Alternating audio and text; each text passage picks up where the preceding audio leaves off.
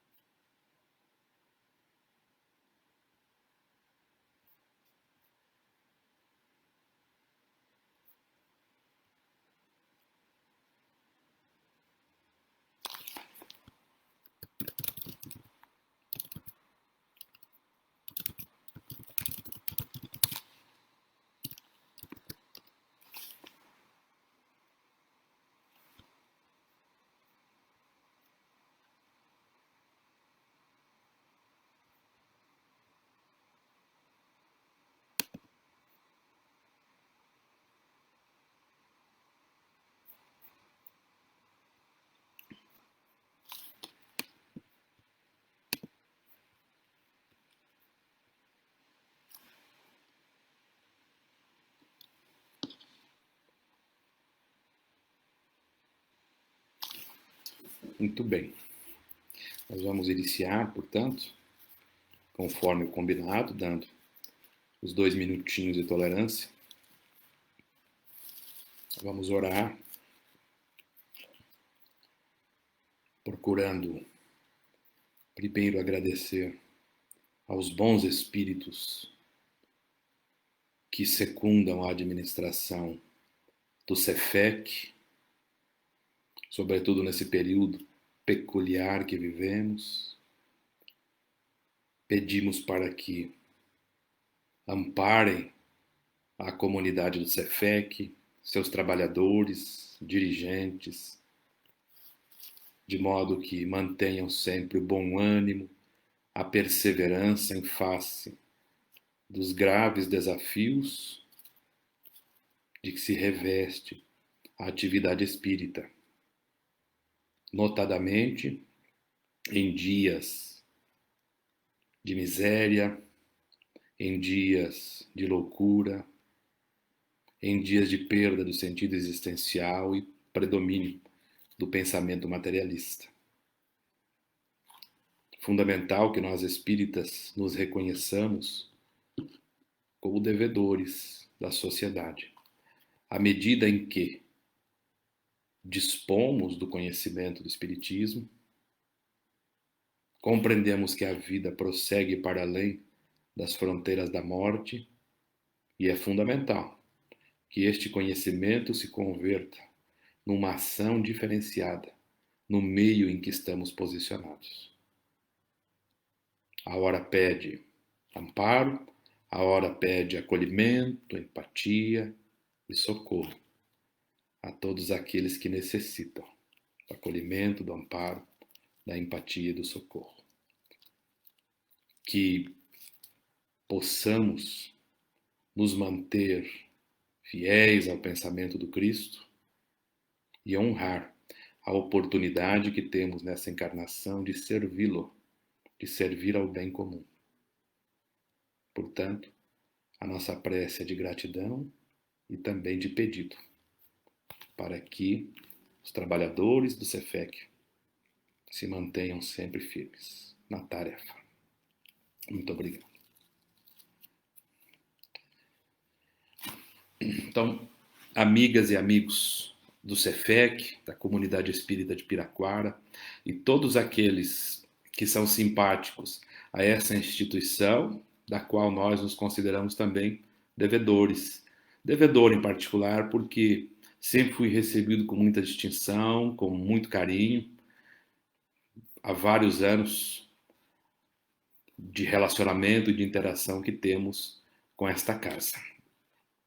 E é uma alegria, né, dessa maneira peculiar, também nos dirigir a vocês. Estava com saudade e aqui temos a oportunidade de, certa maneira, interagir.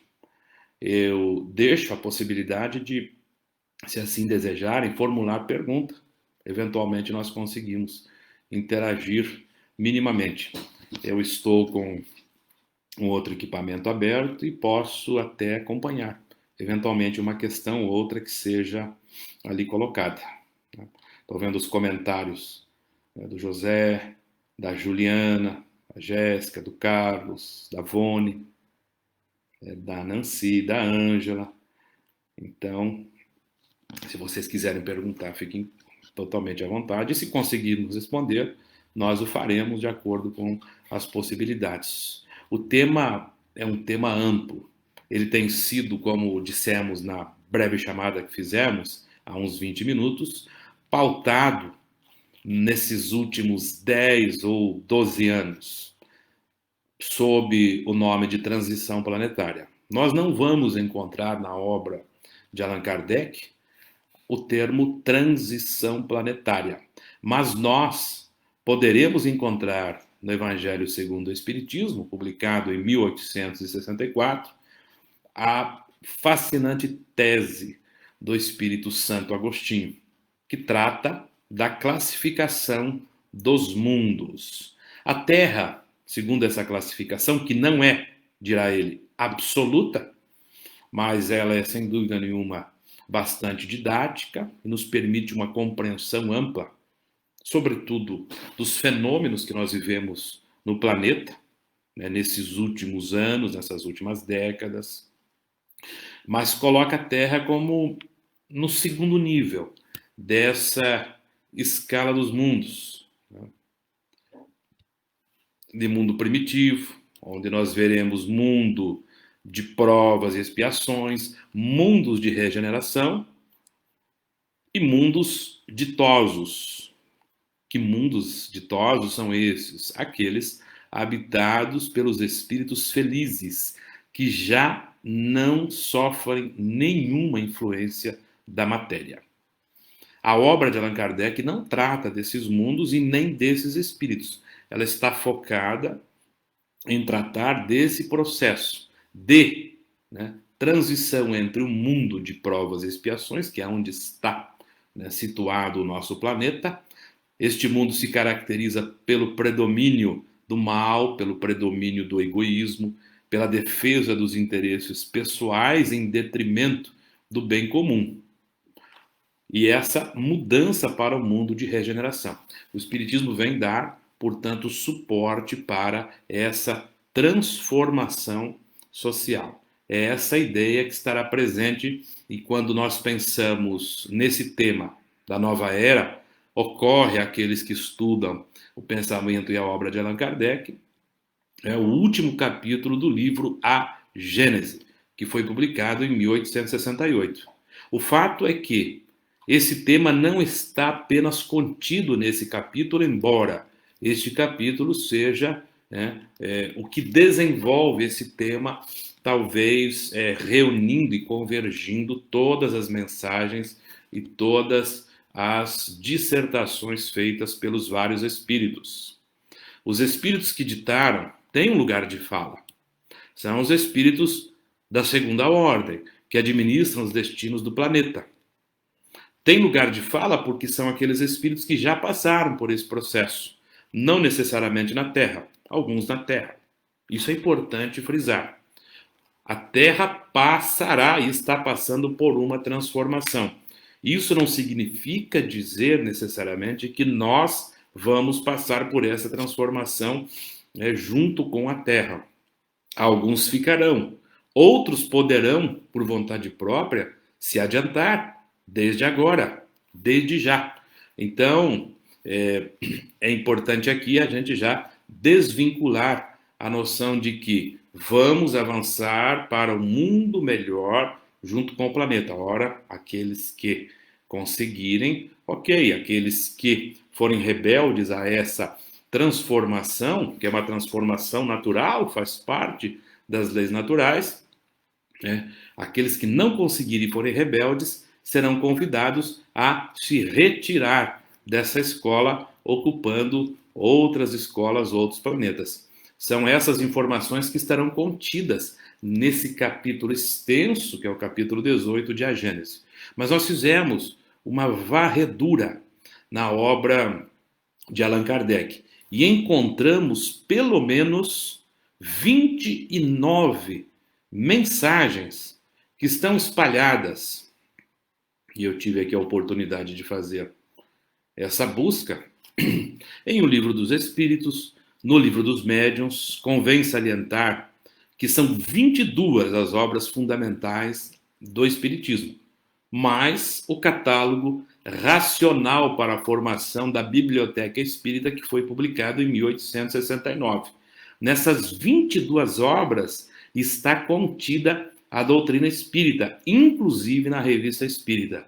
Quem faça uma leitura, né, de apenas 5 obras, das 5 obras mais celebradas e conhecidas, o Livro dos Espíritos, o Livro dos Médiuns, o Evangelho segundo o Espiritismo, o Céu e o Inferno ou a Gênese, não terá uma visão ainda completa do que seja o Espiritismo, que está, então, contido aí em 22 obras que foram publicadas por Allan Kardec entre 1857 e 1869, às vésperas da sua desencarnação.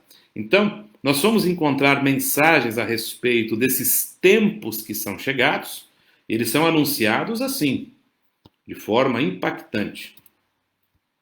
Deixa eu procurar aqui e citar a mensagem onde os espíritos nos chamam a atenção. São chegados os tempos, dizem, já na abertura do 18º capítulo do livro A Gênese. São chegados os tempos, dizem-nos, de todas as partes, em que grandes acontecimentos, marcados por Deus, vão se dar para a regeneração da humanidade. Então, a Terra, que é um planeta situado, né, ou classificado como um mundo de provas e expiações, onde há o predomínio do mal, que decorre do egoísmo, que por sua vez é engendrado pelo pensamento materialista, passará a ser um mundo de regeneração. O mundo de regeneração não é ainda o melhor dos mundos. Não é aquele mundo onde nós poderemos deixar a bicicleta lá fora, nós poderemos ficar absolutamente tranquilos relativamente, né, ao predomínio do bem, mas sem dúvida nenhuma já não haverá tanto mal quanto há nos dias, né, em que vivemos nesse planeta de provas e expiações. Predominará o bem, sem dúvida nenhuma. Então é para lá que nós estamos caminhando. E o que é curioso observar nesse texto de A Gênese? São chegados os tempos. Mais adiante no capítulo, né, sobretudo na Revista Espírita de 1866, quando desenvolve esse tema, Allan Kardec vai dizer que nós já estamos com os tempos chegados. Nós já assistimos uma geração que chega e uma geração que se vai. E o conflito natural das ideias, sobretudo no campo da ética, da moral. É inegável que o mundo passou por transformações significativas do século XIX para cá. Allan Kardec está ali nos anos 1850 a 1860, quando ainda o mundo discutia o problema da escravidão. E o Espiritismo se posiciona absolutamente contrário, né, ao preconceito racial e à absurda e criminosa escravidão. Então são tempos de bastante confusão. O direito se desenvolve a partir daí, as leis se humanizam a partir daí. Mas o que é curioso? Dizem-nos de todas as partes. Que partes são essas? Para quem conhece mais ou menos a biografia de Allan Kardec, né, para quem a estudou, nós temos ao seu tempo mais ou menos 78 países se correspondendo com ele. Quem assistiu o filme e viu aquela pilha de correspondências em sua mesa, né, ilustrando aproximadamente o que se dava e como era a dinâmica do seu trabalho, mais ou menos 1000 grupos no mundo inteiro se correspondendo com ele. Inclusive os grupos da América, do continente americano, da Ásia, né? Soubemos recentemente de grupos, né, que realizavam as experiências das mesas girantes, mas claro, da comunicação com os espíritos, no Vietnã. Né? A Europa está dominada por este fenômeno, que é retratado nos principais jornais e revistas, né, do mundo acadêmico, do mundo científico, aquelas que exploravam, faziam sensacionalismo. Mas vamos observar esse texto. Dizem-nos de todas as partes. Estamos tratando de uma revelação. A revelação de que o planeta passa por um processo de mudança na sua escala. Deverá ascender da condição de um planeta de provas e expiações com predomínio do egoísmo para um planeta de regeneração, onde há a predisposição para o bem de forma mais generalizada. Não é ainda a melhor das situações, mas é, sem dúvida nenhuma, um avanço, um amadurecimento da coletividade. Claro, isso depende da nossa vontade, isso depende do nosso livre-arbítrio. Quando nós vemos esse tema pautado por vários comunicadores espíritas, arriscando datas, estabelecendo prazo, limite, nós não vamos encontrar isso na obra de Allan Kardec. A obra de Allan Kardec é um apelo ao bom senso e ao raciocínio. Ora, se esse processo de transformação depende da nossa vontade e do nosso livre-arbítrio, não se pode fixar data precisa. Assim como, né, no próprio processo de desenvolvimento de uma pessoa, desde a gestação até a sua maturidade, não se pode fixar data rigorosa para a transição entre a infância e a adolescência, ou entre a adolescência e a juventude, e assim por diante. Arriscam-se alguns números. E esses números vão mudando de tempos em tempos de acordo com os estudos que são feitos. A juventude, que antes acabava aos 18, depois aos 25, em alguns países já consideram que ela acabe aos 35 anos. Então, se é jovem, até os 35. Quando acaba a infância? Nós não sabemos, com rigidez ou com rigor, precisar a data exata. Quando termina a adolescência? O que o nosso planeta passa é pelo período da sua, por assim dizer, grosso modo, adolescência. A transição entre a infância, do predomínio egoístico, para a juventude, onde predomina um outro comportamento sobre o qual nós vamos falar aqui, ainda que rapidamente. A adolescência, como todos vocês sabem, é um período de muita tranquilidade, de muita segurança, de muita estabilidade emocional. Claro que não.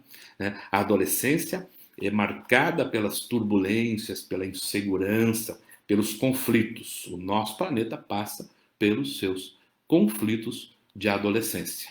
Dizem-nos de todas as partes, ali está consignado no texto. Isso é muito importante. Allan Kardec, no Evangelho segundo o Espiritismo, apresenta um método infalível, através do qual nós deveremos analisar as revelações. É preciso ter muito cuidado com isso. Uma revelação feita por um médium, uma revelação pontual, deve ser considerada? Não. Ela não atende ao critério do controle universal do ensino dos espíritos, que nos pede ou que nos impõe uma conduta na análise dessas mensagens. Primeiro, uma mensagem tem que fazer sentido, ela tem que passar pelo crivo do raciocínio.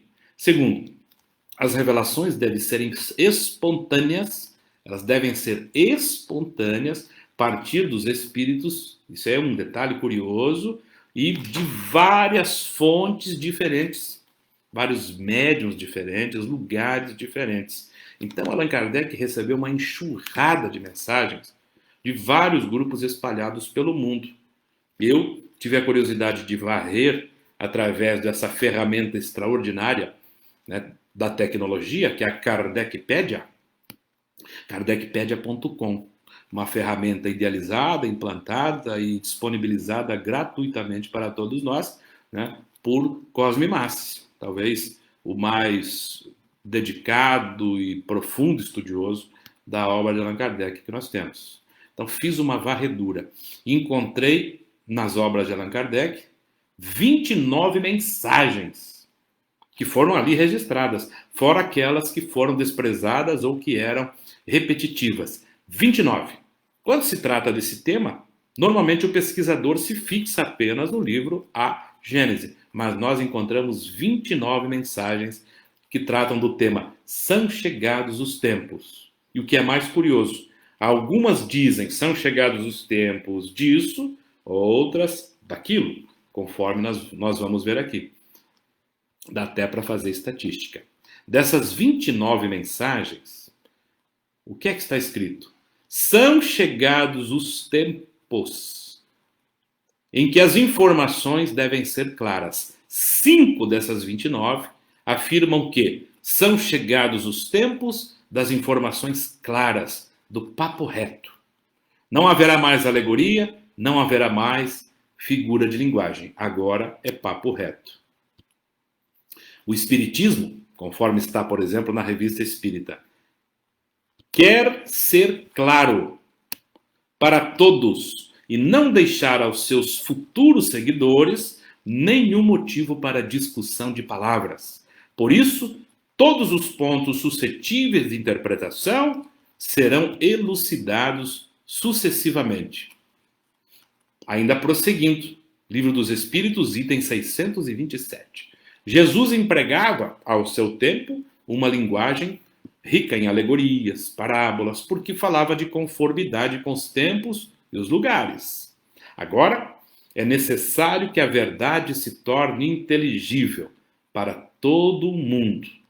Então, observem que uma parte significativa, 20% dessas mensagens que tratam dos tempos chegados, dizem o seguinte: são chegados os tempos das informações claras, do preto no branco, do papo reto, conforme se diz por aí. Vamos ver lá a nossa estatística. 6 mensagens dessas 29 dizem: são chegados os tempos da consolidação da consciência da imortalidade. São chegados os tempos da imortalidade. Para ilustrar isso, no item 919A de O Livro dos Espíritos, é Santo Agostinho quem fala. Naquela célebre questão do autoconhecimento. Vamos lá.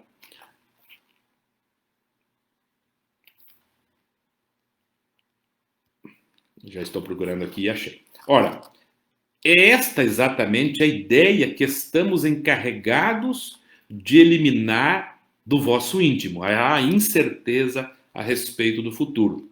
Claro, o materialismo predomina, natural. Então, há uma dúvida a respeito do nosso destino após a morte. E Santo Agostinho diz: a tarefa dos espíritos é, em parte, eliminar a dúvida a respeito do futuro e firmar a convicção da imortalidade, visto desejarmos fazer que compreendais esse futuro, de modo a não restar nenhuma dúvida em vossa alma. Por isso, foi que, primeiro, chamamos vossa atenção por meio de fenômenos capazes de ferir-vos os sentidos, e que agora vos damos instruções que cada um de vós se acha encarregado de espalhar. Foi com este objetivo que editamos o Livro dos Espíritos. O objetivo é tirar a dúvida em relação ao futuro e firmar a certeza de que a vida continua. Vamos encontrar Além dessas 5 mensagens tratando da necessidade, né, de um pilar dessa nova era, que são as informações claras, 6 delas tratando de são chegados os tempos da imortalidade, outras 6 dizendo são chegados os tempos da renovação e do alinhamento das instituições. Agora Allan Kardec faz um ensaio profético nesse último capítulo de A Gênese. Essa fase, dirá, já se revela por sinais inequívocos e por tentativas de reformas úteis e que devem encontrar eco. Assim é que vemos fundar-se uma imensidade de instituições protetoras, civilizadas. Olha que estamos em 1868.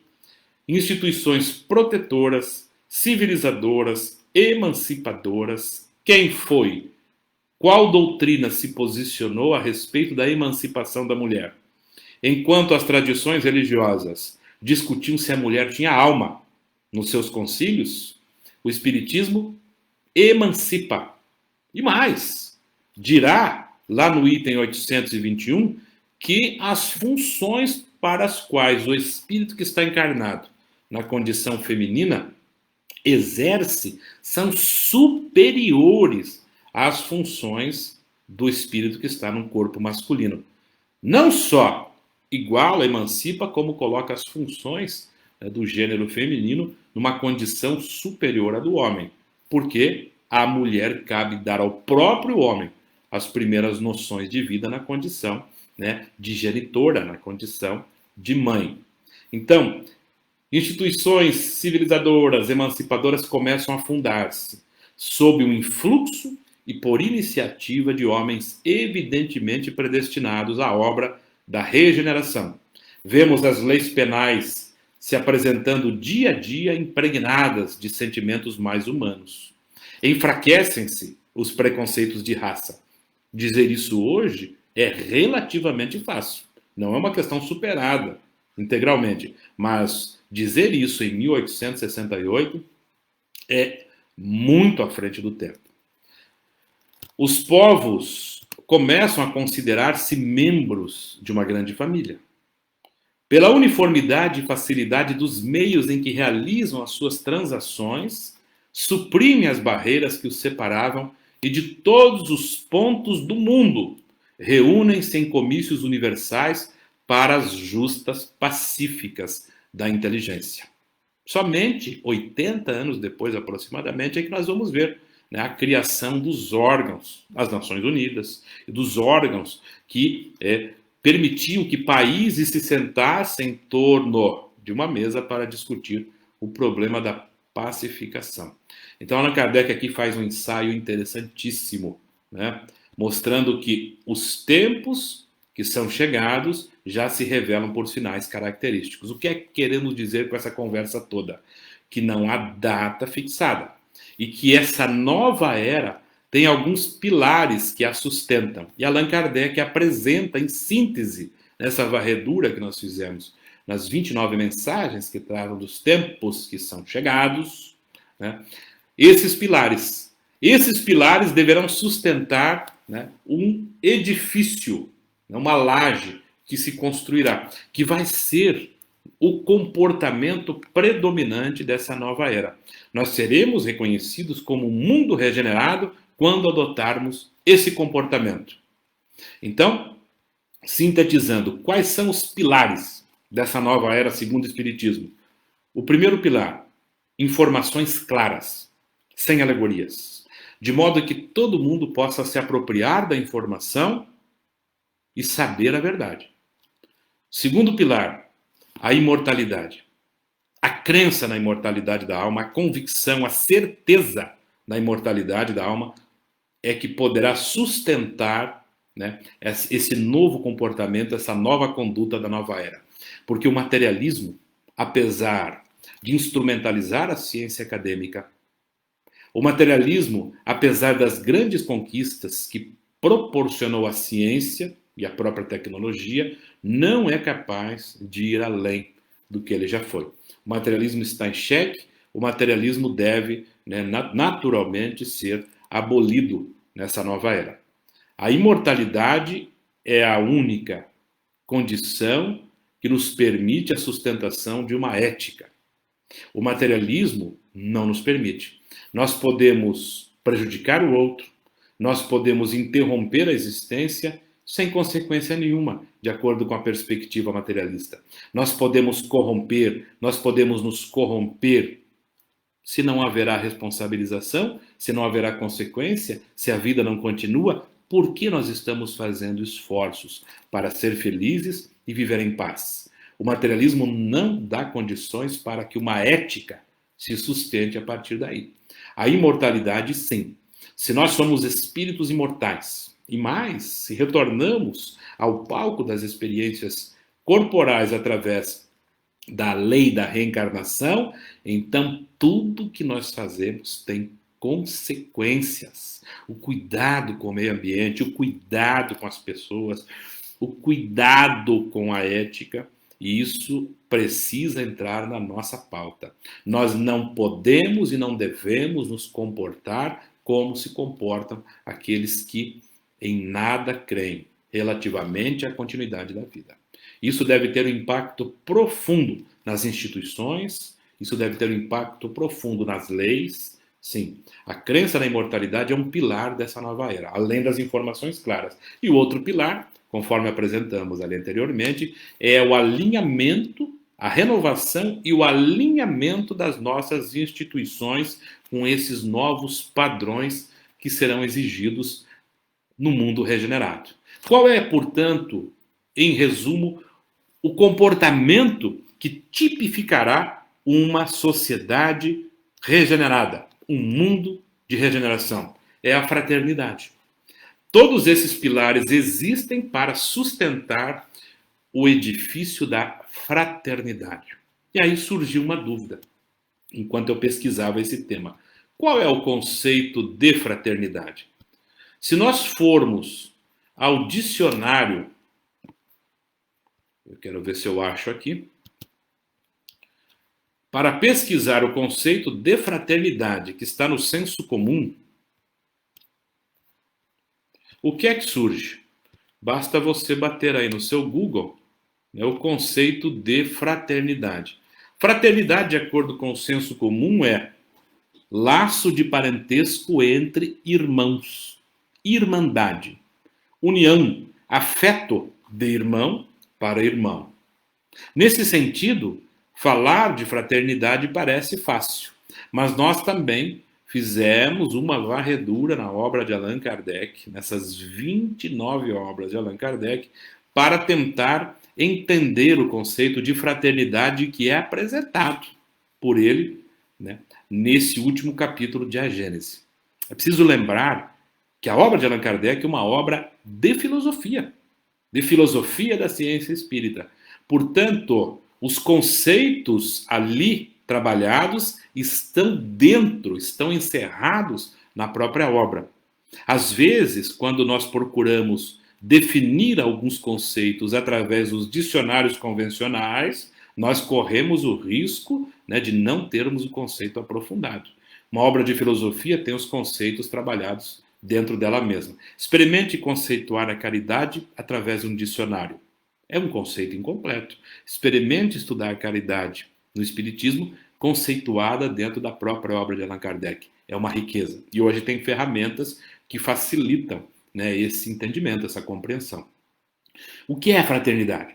O que é esse comportamento que deve caracterizar o mundo regenerado? Nós fomos encontrar esse conceito na obra de Allan Kardec, quer ver quantas vezes? 6, 7, 8, 9, 10, 11, 12, 14 vezes eu consegui encontrar conceito para a palavra fraternidade. 2 vezes em O Livro dos Espíritos, 2 vezes no Livro dos Médiuns, 3 vezes no Evangelho segundo o Espiritismo, 1 vez no Céu e Inferno, 3 vezes em A Gênese e 3 vezes eu encontrei na Revista Espírita. Agora se preparem para a exigência dos espíritos em relação ao comportamento que tipificará o mundo regenerado. Isso responde à nossa indagação inicial. Há datas É possível estabelecermos datas, fixar limites? Será em 2052? Era para ser em 2012, não deu certo. Em 2019 também não deu muito certo. Alguns falam em 2052 e com uma certa margem de erro em 2057.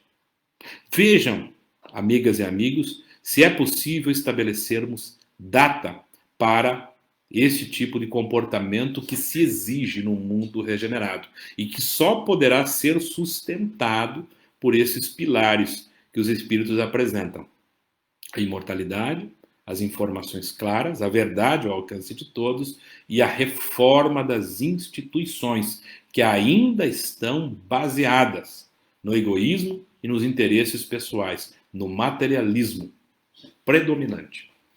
O que é a fraternidade de acordo com a obra de Allan Kardec?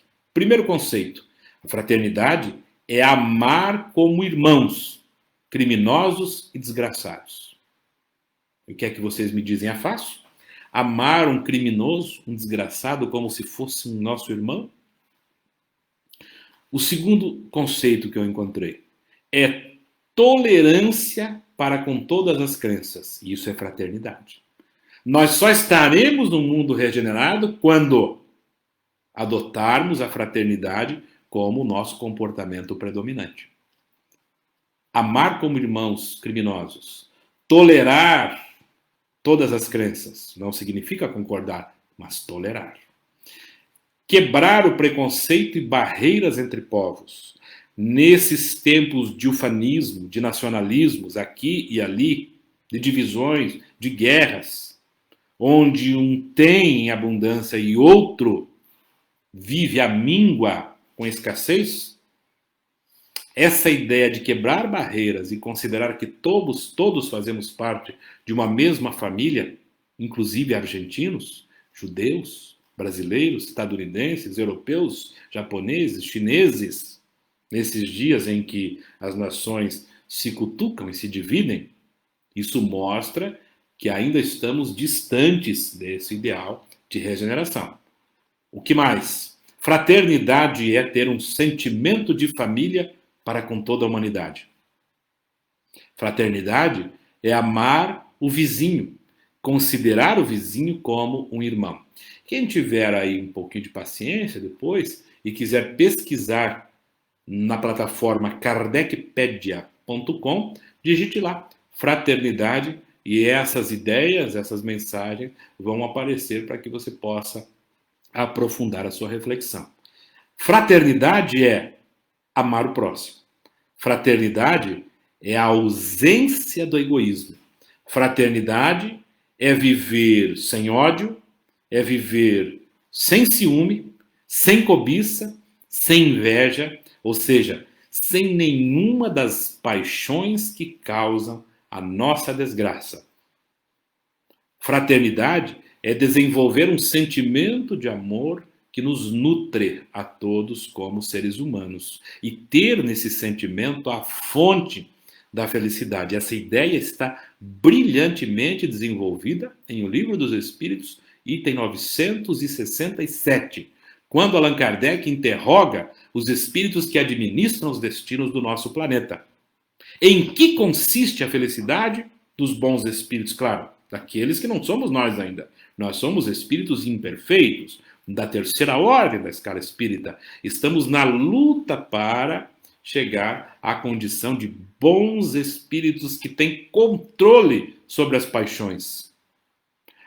Os espíritos da terceira ordem não controlam ainda totalmente as paixões. Somos nós, aqueles que, se não tomamos um bom café da manhã ou se não almoçamos, sentimos mau humor, às vezes ficamos irritadiços, se alguém fura a fila, se demoram para nos atender, nós sentimos algo nos dominar. Quando alguém nos ultrapassa na fila do pedágio ou pelo acostamento, tentando tirar o nosso lugar, né, nós sentimos aquela vontade de colocar a mão para fora e abençoar o irmão.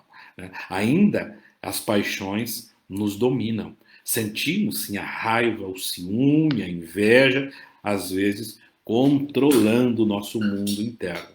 Os espíritos da segunda ordem, os bons espíritos, só para que tenhamos uma ideia, não são nem os perfeitos ainda, são aqueles que já estão na condição de bons espíritos, eles controlam essas paixões. Esse é o grande exercício da existência, razão pela qual o tema do autoconhecimento emerge na abordagem do Espírito Santo Agostinho. É preciso que nos conheçamos através do relacionamento com os outros. Por isso essa ideia de novo normal, que nós ficaremos isolados, isso não se sustenta. Nós nos relacionaremos porque o relacionamento social se impõe como mecanismo de autoconhecimento e de nutrição afetiva. E isso é uma demanda, uma necessidade nossa, né? Essa ideia de ficar isolado, ela tem os seus limites, né? Então, como dizíamos, a felicidade para os bons espíritos da segunda ordem consiste em não sentirem nenhuma das paixões que causam a desgraça da criatura humana. Eles não sentem ódio, nem ciúme, nem inveja, nem ambição, nem qualquer dessas paixões. O amor que os une é para eles a fonte da suprema felicidade. Isso faz sentido para vocês?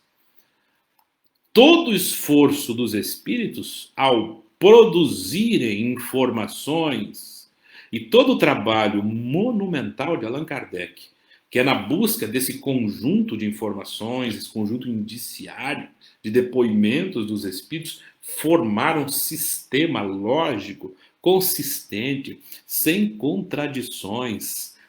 A conversa clara, reta, é para nos instrumentalizar no sentido de vencermos os nossos vícios, as nossas más paixões e conseguirmos consolidar um comportamento de fraternidade. Se hoje as circunstâncias não nos permitem agir de forma mais ampla no mundo, nós já conseguiremos agir com aqueles que estão à nossa volta, nessa direção. Um parente difícil, um vizinho, na vida social, na pauta das nossas relações, nós já poderemos exercitar esse sentimento, avançar além das barreiras consanguíneas, às vezes dos limites impostos pelas tradições e pela cultura materialista, né, que considera que para minha família tudo e para os outros nada, mas nós como espíritas temos o dever, né, de ir na direção daqueles que sofrem e começar desde já a afincar as balizas desse mundo de regeneração. Porque se o mundo não avançar com a velocidade que se espera, pelo menos nós, com determinação, poderemos avançar nesse comportamento que já é o comportamento que se espera e que estará alinhado com o mundo onde a fraternidade impera. Isso exige sacrificar o interesse pessoal, sacrificar o egoísmo em benefício do bem comum. E aí eu pergunto a vocês, será em 2052? Será em 2059 que eu terei a compaixão para com um estranho do mesmo modo que eu tenho para com um familiar? Será que eu terei compaixão com a minha sogra do mesmo jeito que eu tenho compaixão para com a minha mãe? E mais, o desafio que os espíritos propõem supera quando pedem que tenhamos esse sentimento em relação aos criminosos e desgraçados. Que o digam as redes sociais, muitas vezes recheadas, repletas, né, de ofensas, de críticas, de insulto àqueles que cometem crimes. Nós deveremos orar por eles, porque esse passivo é um passivo de toda a sociedade. Quando alguém cai, cai com ela toda a civilização. Quando toda a civilização decide avançar, avançamos como planeta, avançamos como sociedade na direção de um mundo regenerado. Eu vou dar uma olhadinha aqui se tem alguma pergunta, algum comentário.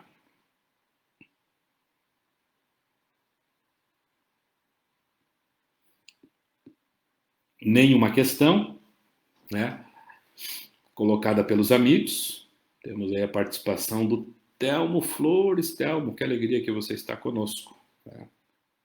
A Andréia, a Edinha, o Lorival, né? O Newton, Gisele, a Ju, todos estamos aqui.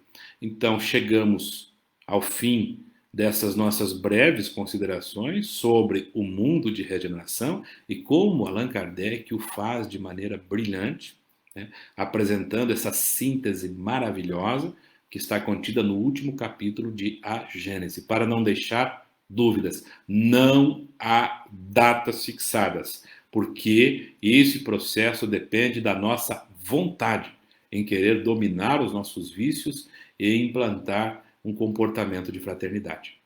Encerremos, portanto, com gratidão pela oportunidade de compartilhar com vocês, interagir com vocês e, em função das circunstâncias, né, vamos orar, já que estamos, né, numa live onde não podemos, né, interagir naqueles quadrinhos, né, de um bate-papo virtual. Então, oremos.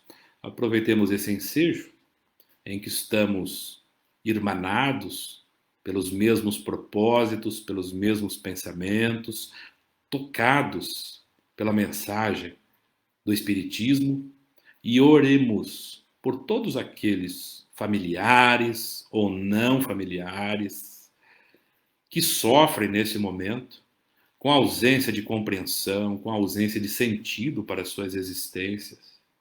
Que os nossos pensamentos possam alcançá-los, que eles se sintam abraçados, consolados, com a ternura que nós possamos emitir através desses nossos pensamentos. Que os espíritos que frequentam as nossas casas, as nossas instituições, os nossos trabalhos, também vejam em nós um amparo, um suporte para que se encorajem no sentido de encontrar significado para suas próprias existências. Que abandonem o ódio, que abandonem a fúria, a perseguição, o ciúme, a inveja e passem a focar, né, na melhoria da conduta, que é o que nos assegura a felicidade que tanto almejamos.